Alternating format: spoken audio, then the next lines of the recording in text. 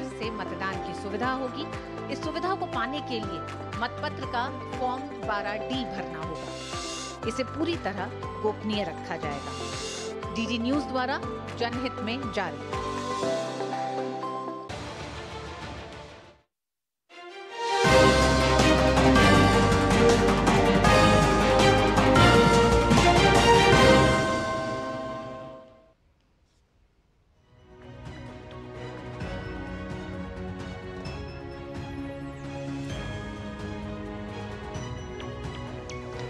नमस्कार, बहुत बहुत स्वागत है आपका इस समाचार बुलेटिन में। मैं हूं निखिल सिंह और सबसे पहले डालते हैं क्या है इस समय की सुर्खियां। लोकसभा चुनाव के तीसरे चरण के लिए आज शाम थम जाएगा प्रचार। 10 राज्यों और 1 केंद्र शासित प्रदेश की 93 सीटों पर 7 मई को होगा मतदान।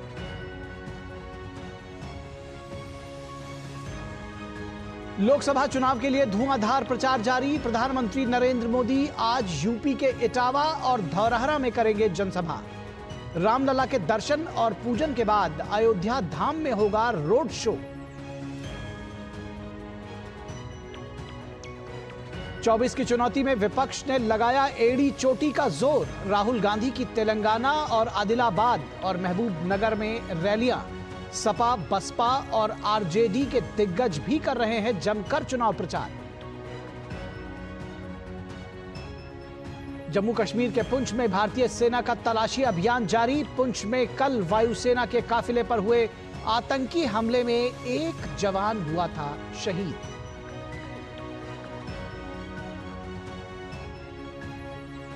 और आईपीएल के पहले मैच में पंजाब किंग्स और चेन्नई सुपर किंग्स के बीच होगी टक्कर, तो दूसरे मैच में लखनऊ सुपर जायंट्स और कोलकाता नाइट राइडर्स होंगे आमने सामने।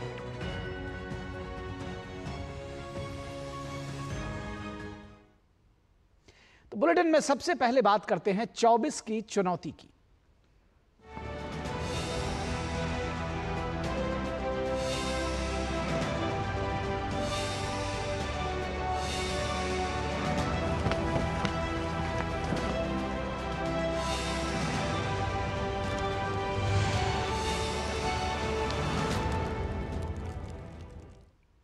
लोकसभा चुनाव के तीसरे चरण का प्रचार आज शाम थम जाएगा। इस चरण में 10 राज्यों और 1 केंद्र शासित प्रदेश की 93 सीटों पर 7 मई को वोट डाले जाएंगे।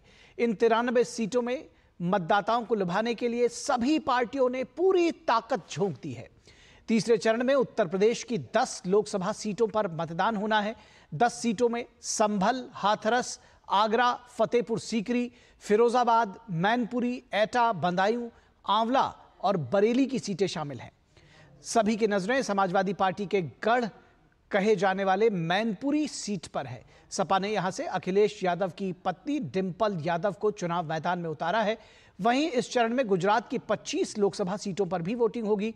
इसके अलावा कर्नाटक की 14, महाराष्ट्र की 11 और मध्य प्रदेश की 9 सीटों पर वोटिंग होगी, तो छत्तीसगढ़ में 7, बिहार की 5, असम और पश्चिम बंगाल में 4-4 सीटों पर, जबकि गोवा, दादरा और नगर हवेली और दमन और दीव में 2-2 सीटों पर भी मतदान होगा।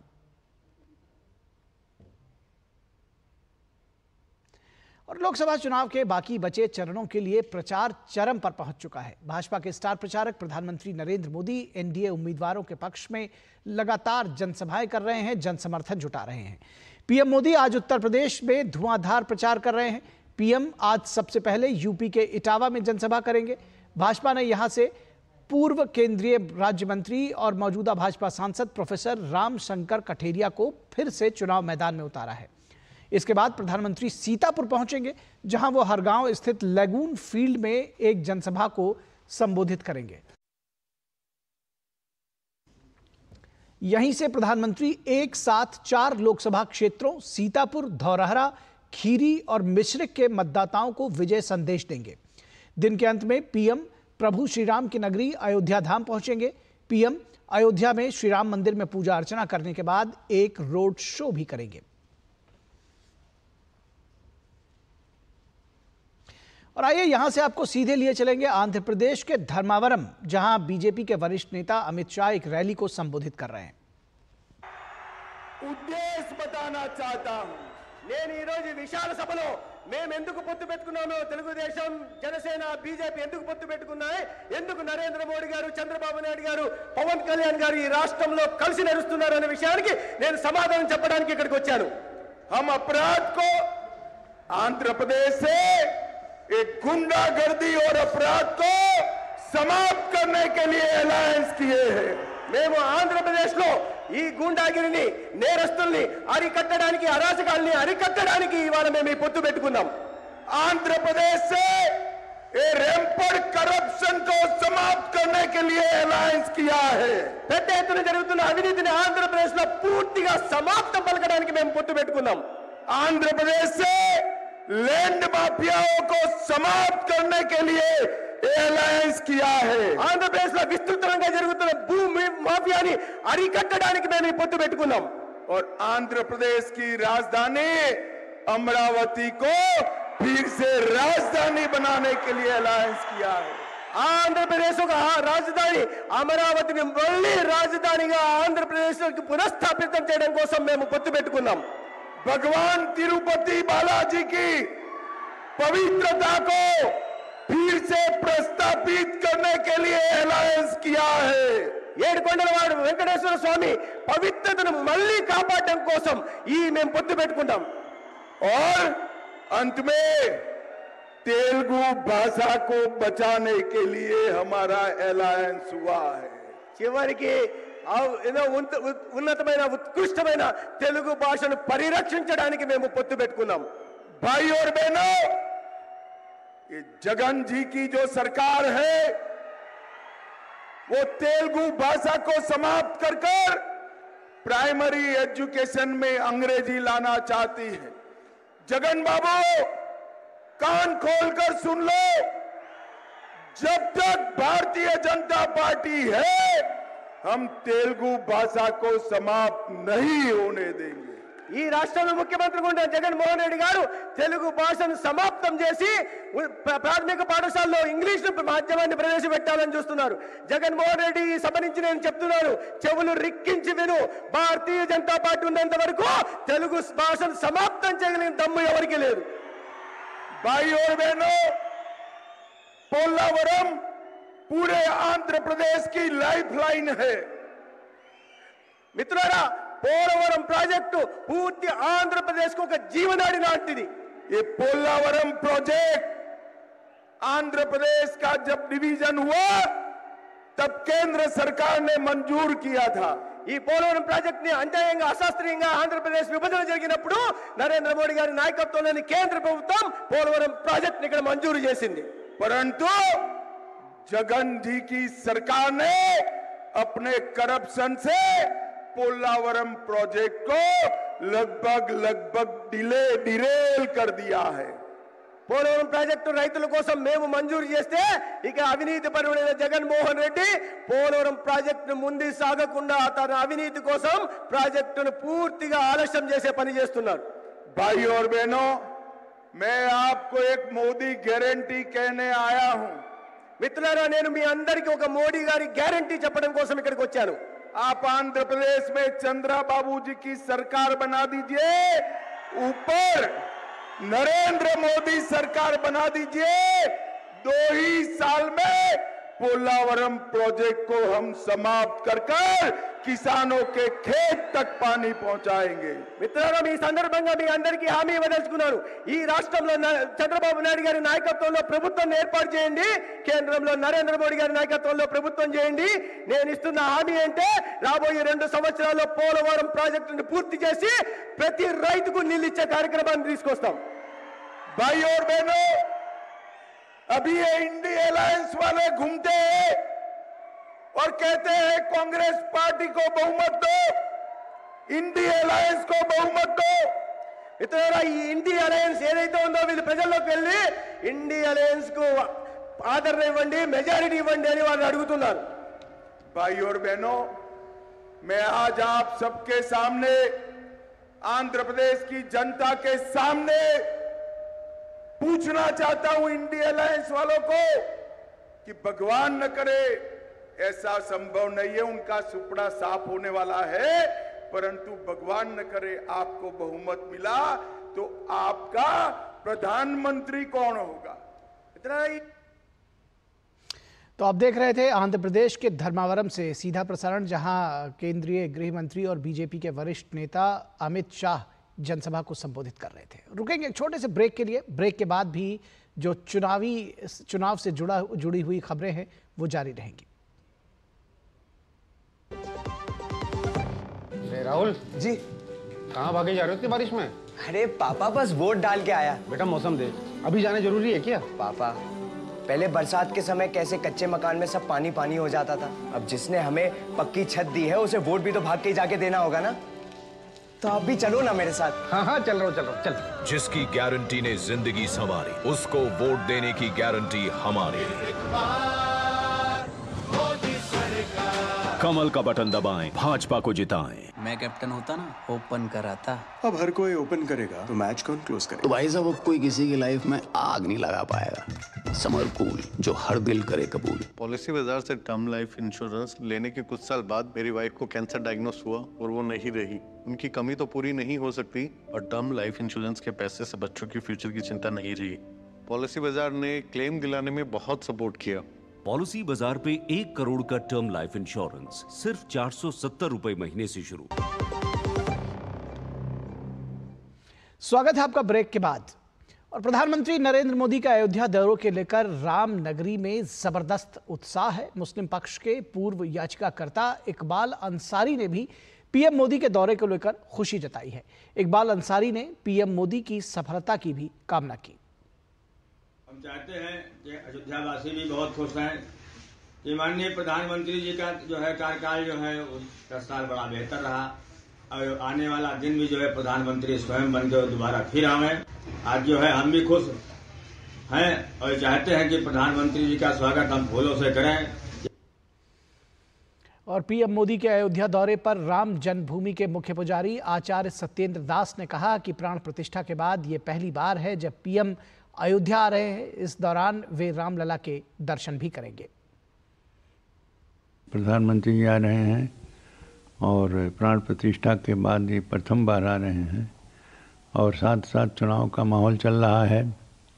ऐसी चुनाव में रोड शो भी करेंगे और रामलला का दर्शन करेंगे। रामलला के दर्शन में जो भी इनके सम्मान होता है उस प्रकार से दर्शन के अवधि में इनके सम्मान किया जाएगा और साथ ही साथ शुभकामनाएं, शुभ आशीर्वाद दिया जाएगा कि रामलला के कृपा बनी रहे और इनके जो जिस उद्देश्य से यहाँ आए हैं वो उद्देश्य पूर्ति हो और साथ साथ इनके जो रोड शो करेंगे वो भी जिस उद्देश्य से कर रहे हैं उसकी पूर्ति हो। और श्री राम मंदिर निर्माण समिति के अध्यक्ष निपेंद्र मिश्रा ने कहा कि हम सभी पूरी कोशिश कर रहे हैं कि राम मंदिर के निर्माण का काम 30 दिसंबर 2024 तक पूरा हो जाए। हम सब प्रयासरत हैं कि पूरा मंदिर 30 दिसंबर 2024 तक पूरा हो जाए। प्रधानमंत्री नरेंद्र मोदी ने बीती शाम कानपुर में अपने भव्य रोड शो की कुछ झलकियां सोशल मीडिया पर शेयर की हैं। इस रोड शो के दौरान भारी जनसैलाब उमड़ा और लोगों में जबरदस्त उत्साह देखा गया।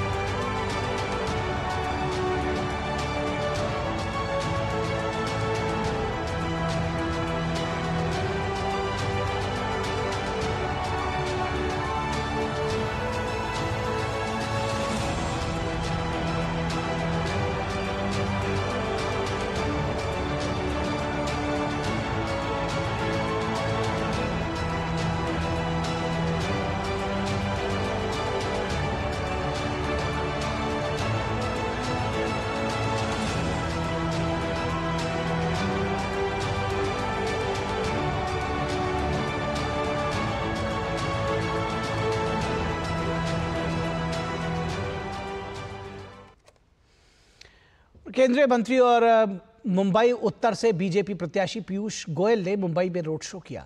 कांग्रेस ने मुंबई नॉर्थ सीट से भूषण पाटिल को मैदान में उतारा है। मुंबई उत्तर से में इस सीट पर 20 मई को मतदान होना है। तो मुंबई उत्तर की सीट पर 5वें चरण में 20 मई को मतदान होगा। फिलहाल रुकेंगे एक छोटे से ब्रेक के लिए। ब्रेक के उस पार भी चुनाव से जुड़ी खबरें जारी रहेंगी। अरे ममता, कहाँ जा रही है भरी दोपहरी में? कहीं नहीं माँ, बस वोट डाल कर आई। बाहर धूप देख रही है? तुम इतनी कड़ी धूप में मीलों चलकर पानी लेने जाती थी और आज हमारे घर में खुद पानी चलकर आता है। अरे माँ, जिसने घर तक नल से जल पहुँचाया है उसको वोट देने के लिए धूप छांव थोड़ी ना देखेंगे। चलो माँ, साथ चलते हैं। जिसकी गारंटी ने जिंदगी संवारी, उसको वोट देने की गारंटी हमारी। कमल का बटन दबाएं, भाजपा को जिताएं। शुक्ला बता रहा था आपके बाबूजी ने जायदाद का कुछ हिस्सा नौकर के नाम कर दिया। अब नौकर हर काम अपना घर समझ के करेगा। समरकूल, जो हर दिल करे कबूल।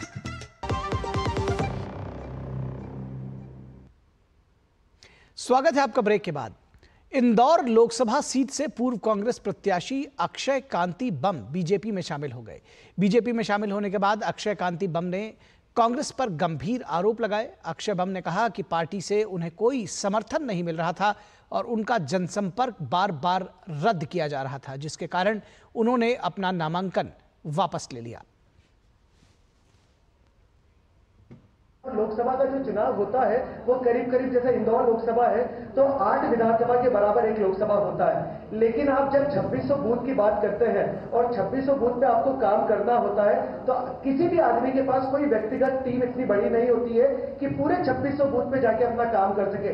लोकसभा का चुनाव हमेशा नीति का होता है और पार्टी का होता है और पार्टी के संगठन का होता है और पार्टी के कार्यकर्ता का होता है। लेकिन एक सीरीज ऑफ एक्शन चल रही थी, उस सीरीज ऑफ एक्शन ने मेरा मन पलटा कि मुझे अपना नामांकन का फॉर्म वापस उठाना चाहिए। जब चुनाव में 12 दिन आपके बचते हैं और लगातार अगर आपका जनसंपर्क का कार्यक्रम कैंसिल होता जा रहा है तो एक प्रत्याशी क्या करेगा।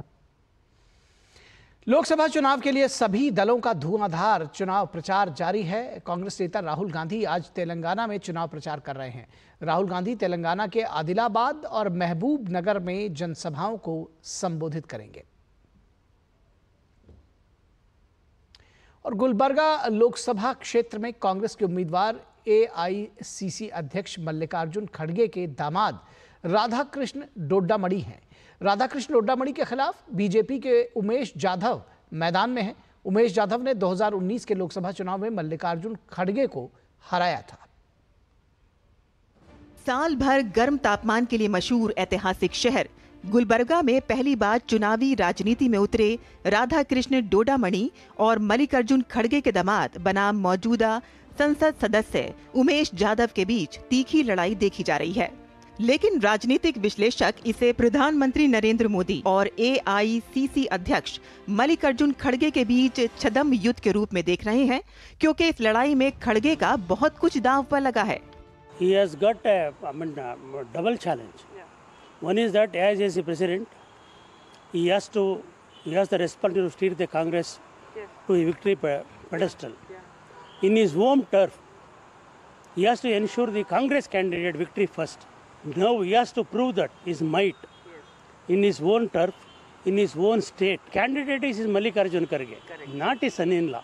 His son-in-law is only a symbol. हालांकि मल्लिकार्जुन खड़गे को संविधान के अनुच्छेद 371 जे के तहत कल्याण कर्नाटक क्षेत्र को विशेष दर्जा दिलाने में महत्वपूर्ण भूमिका निभाने वाले के रूप में देखा जाता है।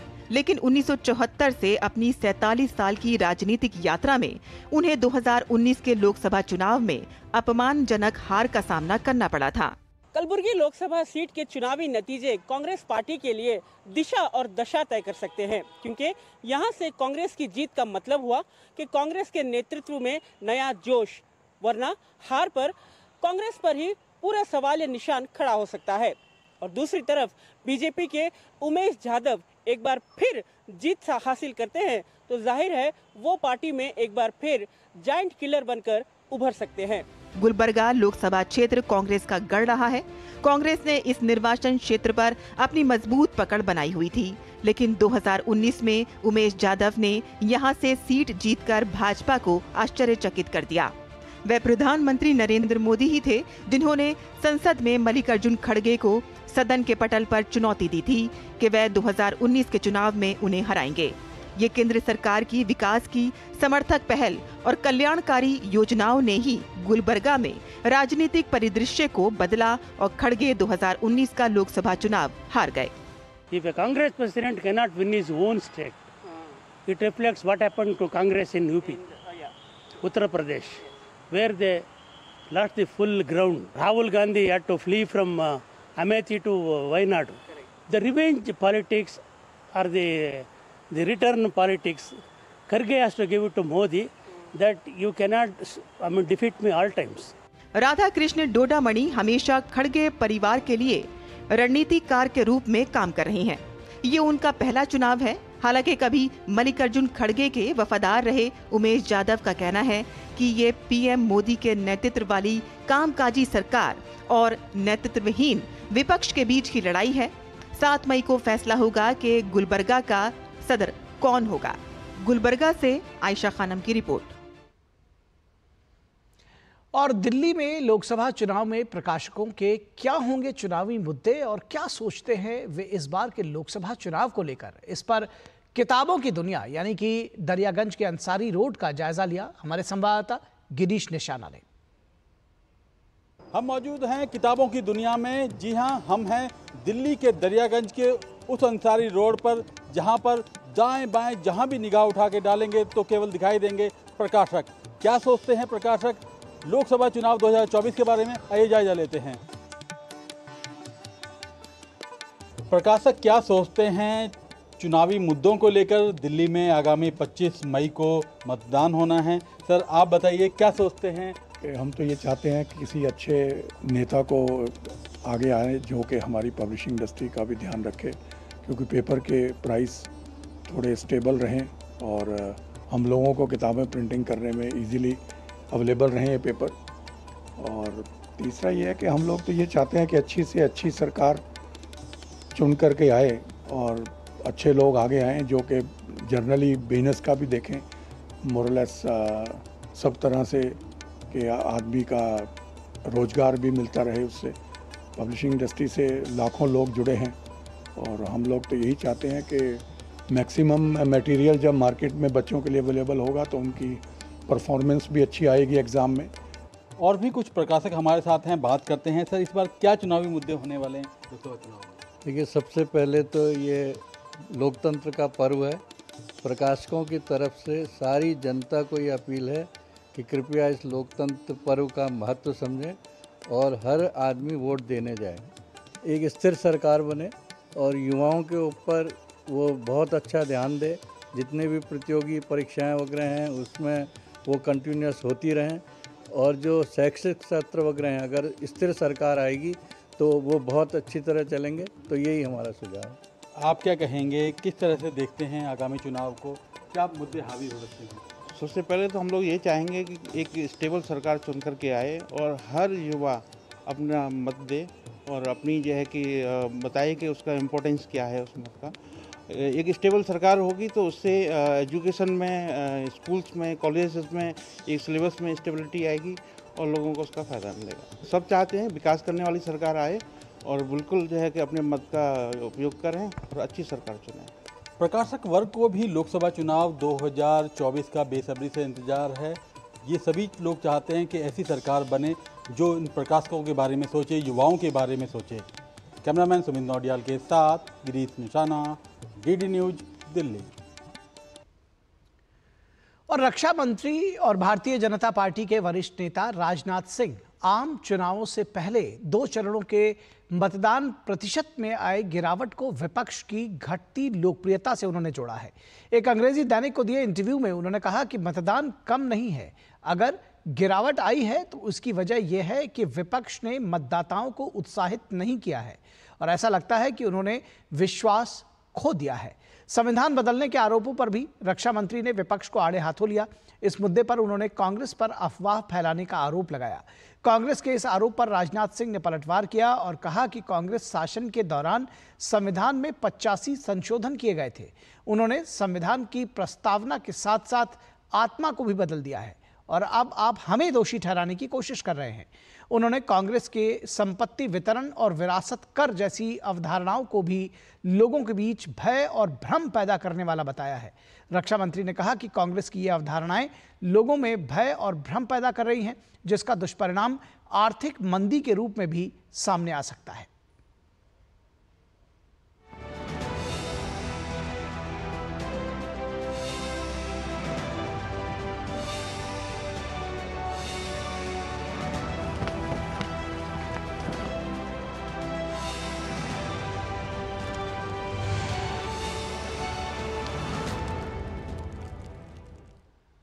तो ये थी 24 की चुनौती से जुड़ी हुई खबरें। फिलहाल यहां रुकेंगे एक छोटे से ब्रेक के लिए। आप कहीं मत जाइएगा, जल्द हाजिर होंगे।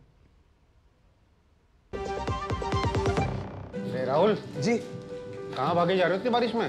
अरे पापा बस वोट डाल के आया। बेटा मौसम देख, अभी जाना जरूरी है क्या? पापा पहले बरसात के समय कैसे कच्चे मकान में सब पानी पानी हो जाता था, अब जिसने हमें पक्की छत दी है उसे वोट भी तो भाग के जाके देना होगा ना। तो आप भी चलो ना मेरे साथ। हाँ चल रहा हूँ चल। जिसकी गारंटी ने जिंदगी संवारी, उसको वोट देने की गारंटी हमारी। कमल का बटन दबाएं, भाजपा को जिताएं। स्वागत है आपका ब्रेक के बाद। मुंबई एटीएस के पूर्व प्रमुख हेमंत करकरे को लेकर महाराष्ट्र कांग्रेस के एक बड़े नेता के बयान से विवाद पैदा हो गया है। महाराष्ट्र विधानसभा में नेता विपक्ष और कांग्रेस नेता विजय वडेट्टीवार ने बयान दिया है कि हेमंत करकरे की मौत आतंकियों की गोली से नहीं बल्कि पुलिसकर्मी की गोली से हुई थी। कांग्रेस नेता के इस बयान पर भाजपा आक्रामक हो गई है। भाजपा ने इसे आतंकियों को क्लीन चिट बताया है। भाजपा का कहना है कि इससे पहले भी बाटला हाउस मामले में कांग्रेस आतंकियों के साथ नजर आई थी। ध्यान रहे कि 26/11 के आतंकी हमले के दौरान हेमंत करकरे आतंकियों से लड़ते हुए शहीद हो गए थे।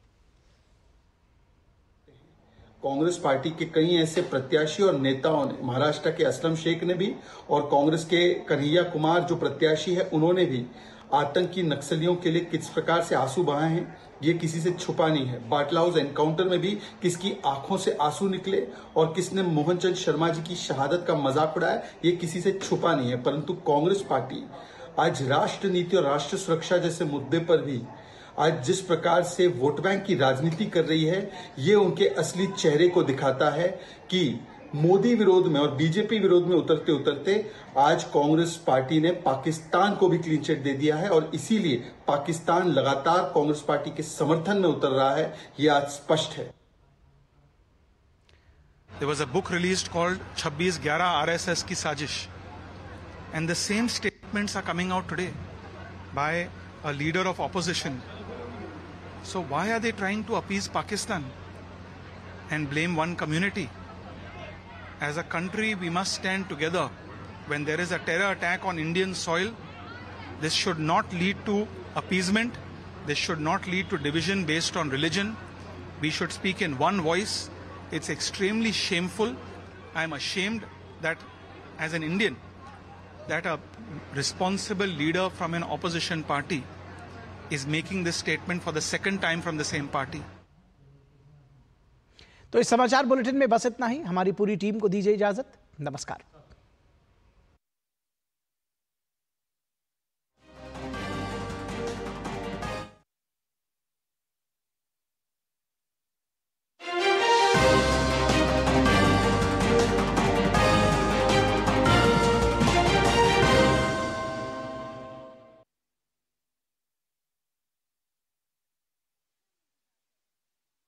सॉरी सिस्टर, वो रास्ते में हमारा वोटिंग बूथ पड़ता है तो बस वोट डालने रुक गया था। वोट? अरे पहले दादाजी को ले जाते, फिर वोट दे आते। बेटा, जिनकी वजह से मेरा मुफ्त में इलाज हुआ, पहले उसे तो वोट देना चाहिए ना। हाँ दादा। वापसी पे वोटिंग बूथ पे रुककर फिर घर चलेंगे। ठीक है दादा। जिसकी गारंटी ने जिंदगी संवारी, उसको वोट देने की गारंटी हमारी। कमल का बटन दबाएं, भाजपा को जिताएं।